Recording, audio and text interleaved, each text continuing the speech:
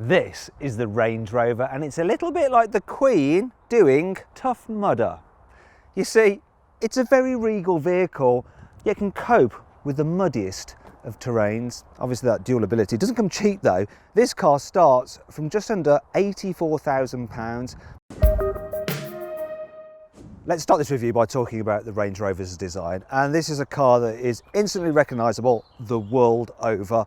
Now, as you move up the range, it gets a little bit more showy, a little bit more footballers' wives. The actual lower down cars are actually a bit more regal. But this is a status symbol, isn't it? Nothing else looks like a Range Rover. It's certainly got plenty of presence. Inside, it's also instantly recognisable as a Range Rover. The design is starting to feel a little bit dated when you compare it to the latest Mercedes GLS or the BMW X7. But it's so effortless and classy. Everywhere you touch, there's leather. There's leather, leather, leather, leather, even leather up here on the grab handles, and all but the entry-level car has super soft semi-aniline leather for the seats, which is just lovely. Reach all the way down into the door bins, and they're kind of padded on the outside. They have felt on the inside. It's amazing, the quality in this car. Really like it. Shiny window switches. You've got nice controls for the seat, the metallic around the air vents, around the driver's instruments. Really, the only cheap thing I can find in here are these. The paddle shifters for the automatic gearbox. They're just cheap, plasticky nonsense. I like this. You've got frameless rear view mirror, and then even the vanity mirror has soft lighting, just like a Hollywood star's dressing room mirror. Lovely. Now, obviously, this latest version of the Range Rover has Jaguar Land Rover's most up-to-date technology, and that brings me onto this car's equipment list. You get 3 huge infotainment screens. The one down here is for all the climate controls. The one up here is for your satellite navigation, your normal infotainment functions, and you can use it to control things like the ambient lighting, which you can actually operate over 3 different levels, and there's so many different colours. It's absolutely glorious, darling. And then over here you have the digital driver's display. All cars also get this massive panoramic glass roof. The entry-level Vogue model also gets keyless go and hands-free opening for the tailgate. You just kick like that and it should open. Kick like that and it should open. Kick like that and it should open. I'll just use the button. The normal Vogue model also gets a wonderful Meridian sound system. The next model up is this Vogue SE, and it has soft close for the doors. It also adds an off-road cruise control to the terrain response system. The Vogue SE also gets heating and cooling for the rear seats. The next model up is the Autobiography, and it has 24-way adjustable electric seats rather than the usual 20. Plus they have a massage function. There's also 4-zone climate control instead of the usual 3. And then there's the adaptive cruise control with lane keeping assist, so the car will effectively drive itself on the motorway. Finally, there's the Autobiography long wheelbase, which, as the name suggests, has more space in the back, some special seats here, and a rear entertainment system. Anyway, enough of that nonsense. Back to the review and the infotainment system. All of the car's functions are controlled through these 2 screens, so there's no need for a multitude of ugly buttons. Now, top screen is dedicated to Bluetooth, DAB digital radio and satellite navigation features. The numerous menu icons are quite small though, and there aren't any physical shortcut buttons, so you'll have to take your eyes off the road for some time to make sure you press the right part of the screen. The graphics are very sharp and the colour's bright.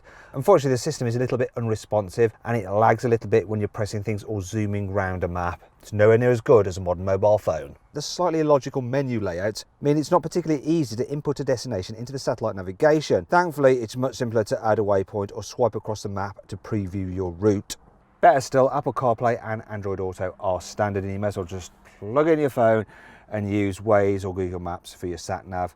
Now, all your ventilation controls are actually operated down here. You see, what you have to do is first select what you want to do. So if you want the fan, you have to press that, and then you can control it using that rotary dial. But then if you want to adjust the temperature, you have to press that button again, and then that switches over to temperature so you can control it. And it's just one too many button presses. Now let's move on to the widescreen digital driver's display, and it's generally pretty good, and you can move through different functions using these buttons on the steering wheel. And the menus are a touch confusing. Now let's move on to connectivity. So under here you have 2 USB ports and a 12-volt charging socket. You're probably wondering what's underneath here. It is a fridge, which is cooled. Lovely. Also, you have some cup holders there, but they will hold large bottles. You can also hold bigger items like that as well, which is pretty good. And check this out. There's a cutaway for a mobile phone. Look at that. Brilliant. Also, I want to show you this. Just take those out of there. because you can slide this forwards and then you have a secret storage area down there with a charging point for another mobile device. In fact, that is designed to take an iPad. Brilliant. There's more storage here, look. There's your glove box, and I want to show you this actually while I'm at it. Look at that there. That shows that Land Rover has the Royal warrant, which isn't surprising because the Royal family do love a Range Rover. There's another little glove box on here though. It is kind of small. And then you've got huge ass door bins. They're absolutely massive. Look, you can fit lots in there. Big bottle there, a bunch of smaller bottles. And then we come to the seating position, which is very, very regal. I love this.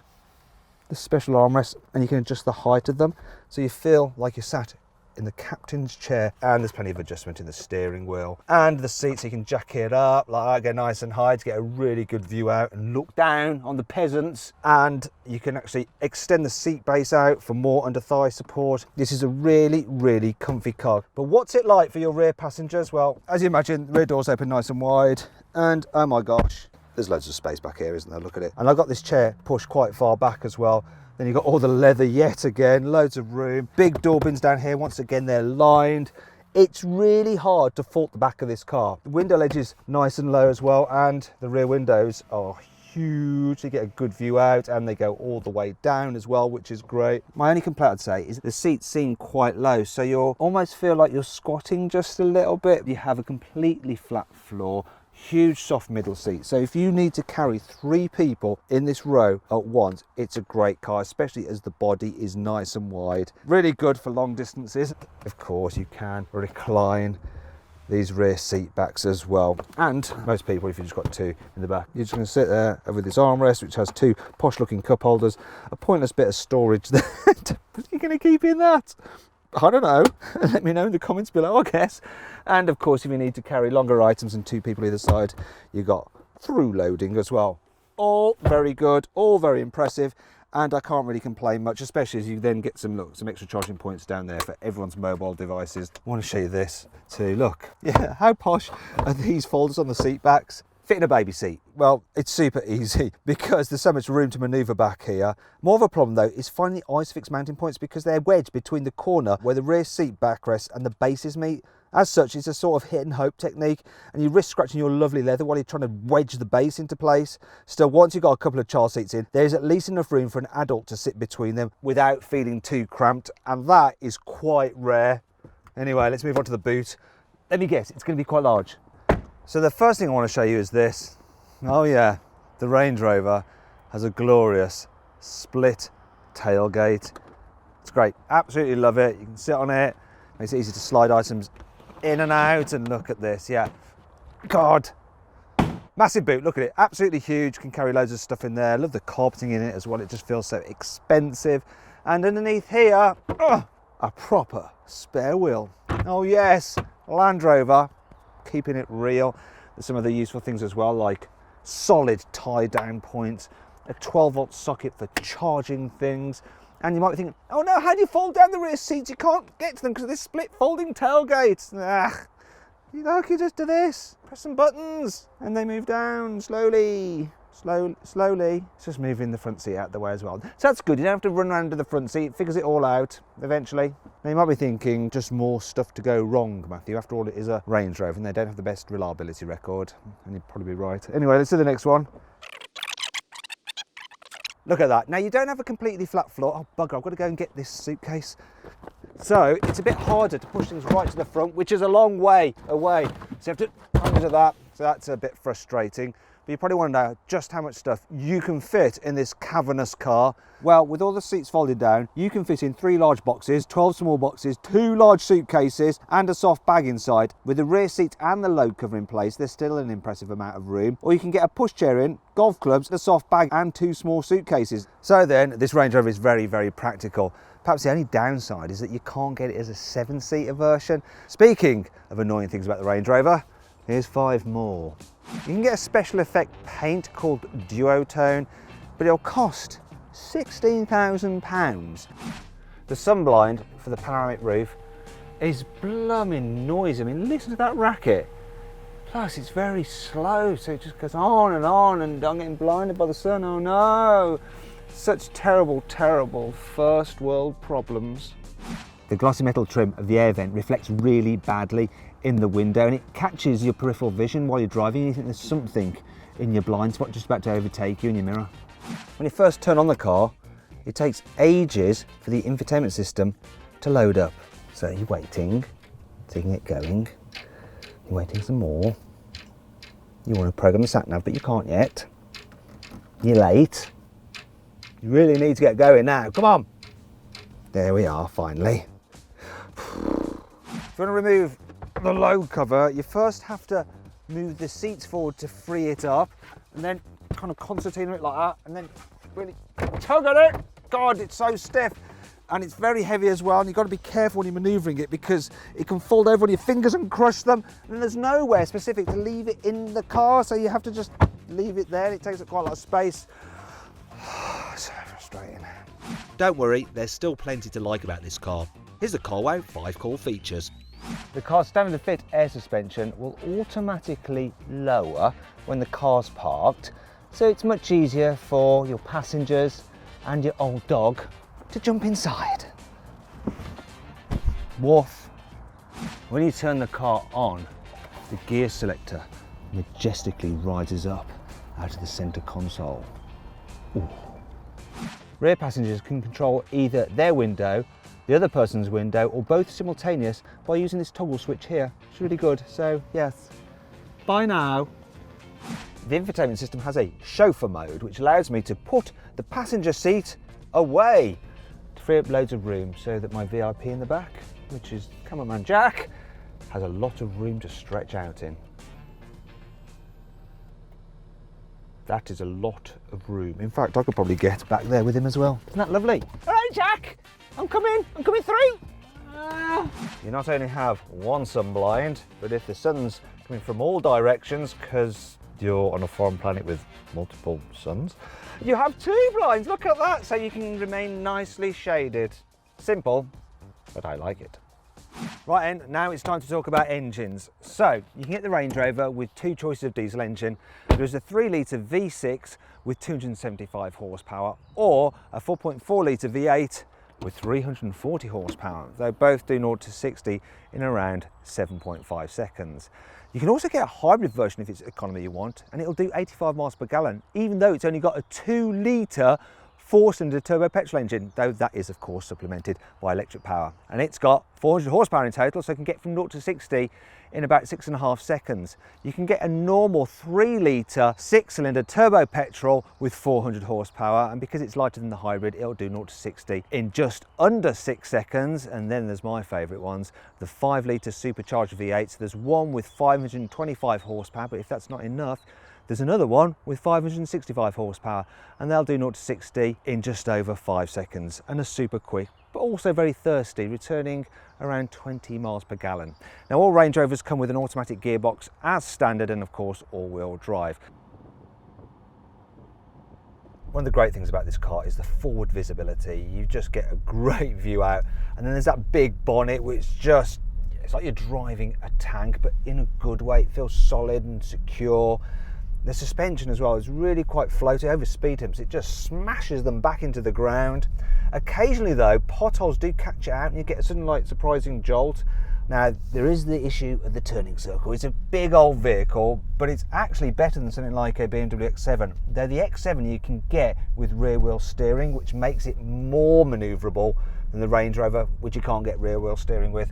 The controls themselves are steering super light. The brakes, they're good too, not too grabby, and they do haul this big thing up. What's not so great though is the automatic gearbox. So you're at a junction waiting to pull out, you see a gap, put your foot down and here we go, we're off now.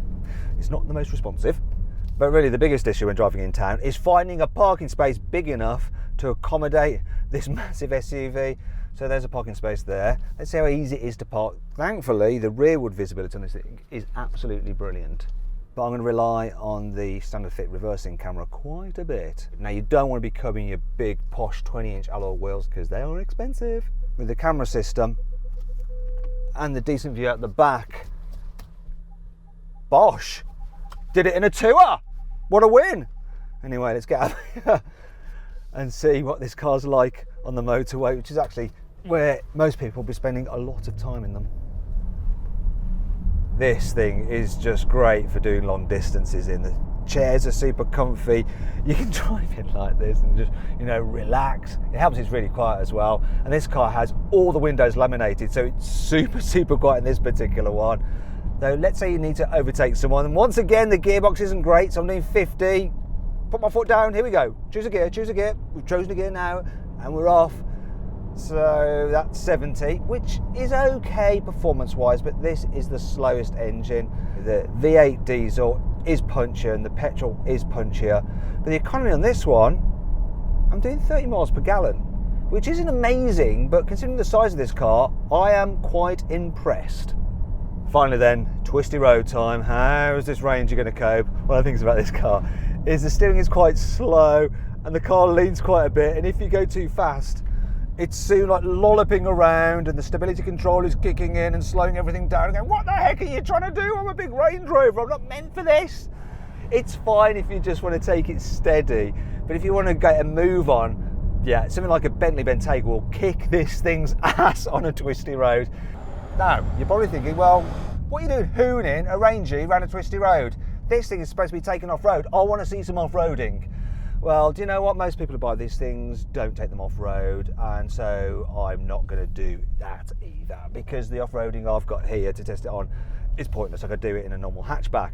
So instead, I'm going to give you a quick montage of some serious off-roading in the Range Rover.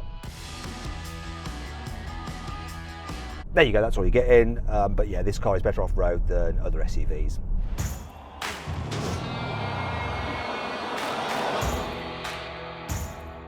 So then, what's my final verdict on the mighty Range Rover? You probably don't care actually what I have to say, because if you want one of these, you're just going to go right ahead and buy it. But I'm going to do my job, okay? So should you avoid it? Should you consider it? Should you shortlist it? Or should you just go right ahead and buy it? No, you shouldn't. You should shortlist the Range Rover.